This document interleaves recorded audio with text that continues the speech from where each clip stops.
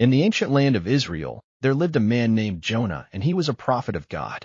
One day, God spoke to Jonah, saying, "Go to Nineveh and preach against its wickedness, for their sins have come up before me." But Jonah, fearing the people of Nineveh and doubting their willingness to repent, decided to flee from the presence of the Lord instead. Jonah boarded a ship bound for Tarshish, hoping to escape God's command. But as the ship sailed across the vast sea, a fierce storm suddenly arose, threatening to destroy the vessel and its crew.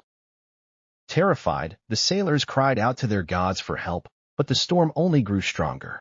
Desperate to save themselves, they cast lots to determine who was responsible for bringing this calamity upon them, and the lot fell on Jonah. Realizing that Jonah was fleeing from his God, the sailors asked him what they should do to calm the storm. Jonah knew that he was the cause of their distress and told them to throw him overboard, believing that it was the only way to save the ship and its crew. Reluctantly, the sailors obeyed Jonah's command and cast him into the raging sea. And as Jonah sank beneath the waves, he felt the cold embrace of the ocean swallow him whole.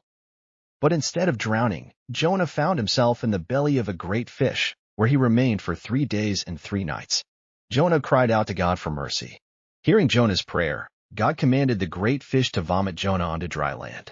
And as he emerged from the belly of the fish, he knew that he had been given a second chance to fulfill God's purpose. With a heart full of gratitude and humility, Jonah journeyed to Nineveh and preached to its people, urging them to repent of their wicked ways. To his amazement, the people of Nineveh listened to Jonah's message and turned from their sins, seeking forgiveness from the Lord. And so, through Jonah's obedience and God's mercy, the city of Nineveh was spared from destruction, and Jonah learned the importance of trusting in God's will and following his commands, no matter how difficult they may seem.